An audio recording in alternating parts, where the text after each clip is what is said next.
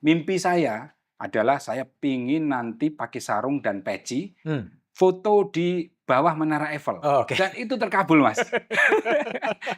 Jadi semacam simbol, ini orang udik, Orang orang udik. santri yang Oke. bisa menaklukkan Paris. Terus kemudian saya kuliah di Yogyakarta, dengan niat ingin sekolah ke Prancis, saya harus belajar bahasa Prancis. Saya kursus, Mas, mulai kursus di LIP, LIP, di Lembaga Indonesia Indonesia Prancis, Perancis. di Jalan Sagan itu dulu. Hmm.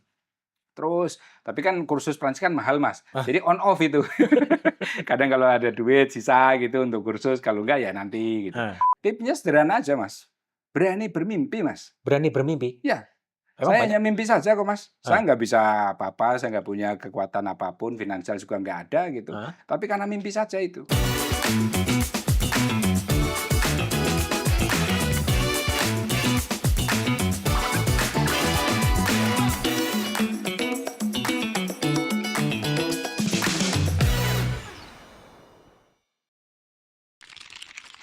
Dari Wonosobo, Ya, kemudian ke Paris, itu ya. ceritanya gimana? Saya itu orang kampung, Mas. Orang kampung? Tinggal di pegunungan Wonosobo. Ah. Kebetulan bapak ibu saya itu guru, Mas. Hmm. Guru dan aktivis. Itu langganan majalah-majalah pada saat itu seperti Panji Mas, Suara Muhammadiyah, Suara Masjid, dan lain sebagainya. Bobo, Kuncung. Saya senang membaca itu.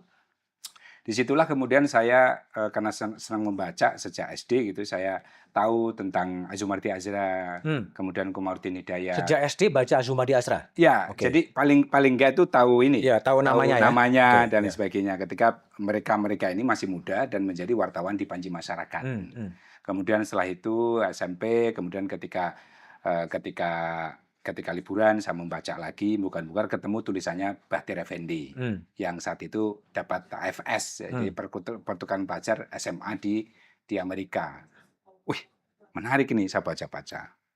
Nah, dari situlah kemudian muncul spirit untuk belajar, Mas, sekolah. Meskipun saya orang kampung, orang Wonosobo, sangat jauh gitu ya dari peradaban Jakarta, Jogja dan lain sebagainya. Tetapi pada saat itu, saya pingin seperti mereka ini bisa ke luar negeri, itu. Nah, terus kemudian ketika SMA, Mas, singkat cerita, ketika SMA saya di Solo. SMA berapa? SMA namanya Madrasah Aliyah Program Khusus, MAPK. Jadi madrasah unggulan lah di bawah Kemenak pada saat itu. Saya sejak ke kelas 2 itu membaca buku-buku tulisannya Toha Hussein, seorang mantan Menteri Pendidikan lulusan Sorbonne Prancis, Mesir, Menteri Pendidikan Mesir yang lulusan Sorbonne. Terus kemudian Ali Syariati, itu juga Iran yang belajar di Sorbonne. Kemudian Hasan Hanafi, seorang pemikir progresif Muslim dari Mesir. Nah, sejak saat itu, wah, keren ini ke Prancis ini. Saya ingin jadi mereka seperti Ali Syariati, Toha Hussein. Buku-buku yang saya pelajari dan menginspirasi saya, wah mereka bisa seperti itu karena belajar di Sorbonne, di Paris. Saat itulah kemudian saya ingin pergi belajar ke Prancis. Nah, tentu tidak langsung. Terus kemudian saya kuliah di Yogyakarta. Dengan niat ingin sekolah ke Prancis, saya harus belajar bahasa Prancis. Saya kursus, Mas, mulai kursus di LIP, di Lembaga Indonesia Prancis, di Jalan Sagan itu dulu. Terus, tapi kan kursus Prancis kan mahal, Mas. Jadi on off itu. Kadang kalau ada duit sisa gitu untuk kursus, kalau enggak ya nanti gitu. Tapi semangat untuk belajar bahasa Prancis itu menyala-nyala terus. Karena keinginannya tadi, Mas, punya mimpi. Bisa sekolah di Paris, di Sorbonne. Bisa lihat Eiffel gitu kan, seperti itu. Alhamdulillah selesai. UIN Sunan Kalijaga tahun 2004, jadi lama, Mas, 6 tahun saya menyelesaikan kuliah. Tahun 2004 saya selesai. 2005 kemudian saya memberanikan diri untuk ikut ya seleksi beasiswa di Kedutaan Besar Prancis di Jakarta. Oke, beasiswa dari Kedutaan Besar Prancis. Di Jakarta ada seleksi di sana itu, alhamdulillah saya lolos. Tahun 2005 kemudian saya diberi waktu 1 tahun lagi untuk kursus intensif. Jadi pemerintah itu yang membiayai saya. Kemudian tahun 2006 saya berangkat ke Paris, Mas. Mimpi saya adalah saya pingin nanti pakai sarung dan peci, foto di bawah Menara Eiffel. Dan itu terkabul, Mas. Jadi semacam simbol, ini orang udik, orang santri yang bisa menaklukkan Paris. Kira-kira seperti itu.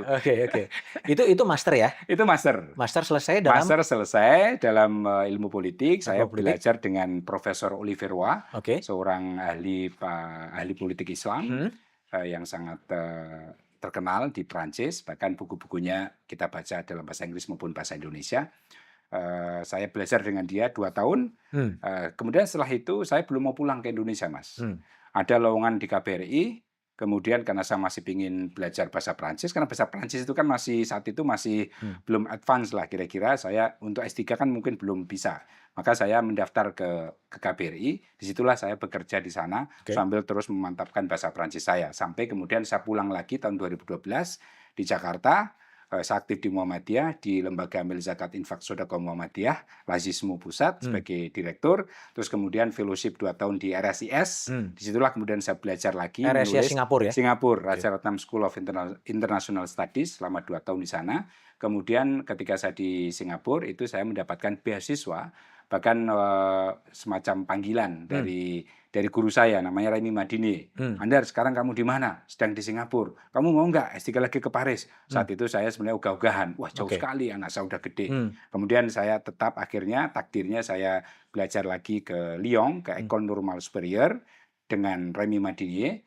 2019 saya berangkat Agustus, kemudian saya selesai submit itu Agustus 2023 kemarin, Mas. Kemudian defense 2023 Desember. Setelah itu saya pulang ke Indonesia, ke Jakarta. Jadi semuanya beasiswa dari pemerintah Prancis? Pemerintah Prancis. Yang kedua justru dari namanya beasiswa excellence, itu beasiswa internasional. Jadi seleksinya di Paris. Kalau yang awal kan seleksinya di Jakarta. Kalau yang S3 ini seleksinya di Paris dengan berbagai pelamar dari berbagai macam negara gitu. Cukup beasiswa dari pemerintah Paris untuk hidup sendiri cukup, Mas. Cukup. Untuk sendiri cukup. Tidak perlu kerja sampingan. Untuk sendiri cukup, tetapi masalahnya itu kan saya selalu bawa keluarga. jadi tidak cukup. Ya yang ada ya mantap, Mas, makan tabungan. Makan tabungan. Makan tabungan. Untung saya selama 5 tahun itu saya bekerja, bahkan dulu sebelumnya kan bekerja di KBRI sebagai local staff. Nah, itu ada tabungan lah dikit-dikit. Terus kemudian setelah saya bekerja di Singapura dan sebagainya, itulah yang bisa membuat saya itu fokus untuk menyelesaikan disertasi selama 4 tahun. Ya. Kalau bikin tips gitu, diberikan tips pada orang anak muda yang ingin studi di Paris, apa ya tipsnya itu supaya bisa sukses master di Paris, ke Lyon, syukur-syukur ke Sorbonne, apa tipsnya? Tipsnya sederhana aja, Mas. Berani bermimpi, Mas. Berani bermimpi? Ya.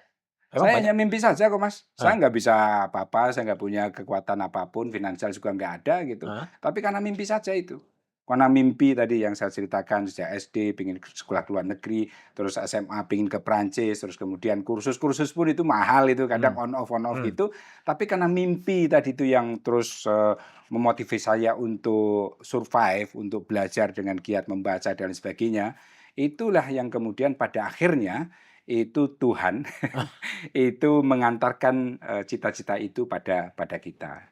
Jadi saya percaya aja, Mas, ada kata-kata bijak, bermimpilah yang baik, karena kalau Anda bermimpi baik, Tuhan yang akan memberikan langsung kepada Anda jalannya. Gitu. Jadi kalau selain tips yang lebih konkret gitu, selain bermimpi apa? Yang kedua adalah nekat, Mas. Nekat. Jadi memang nggak konkret aja, semua mimpi terus nekat itu nggak ada yang konkret, Mas. Nekat itu. Nekat ya. Nekat aja.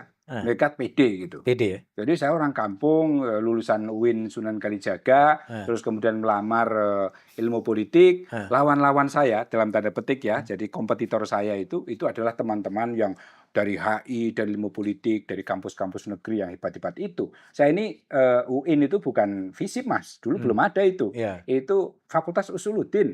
Jurusan tafsir hadis.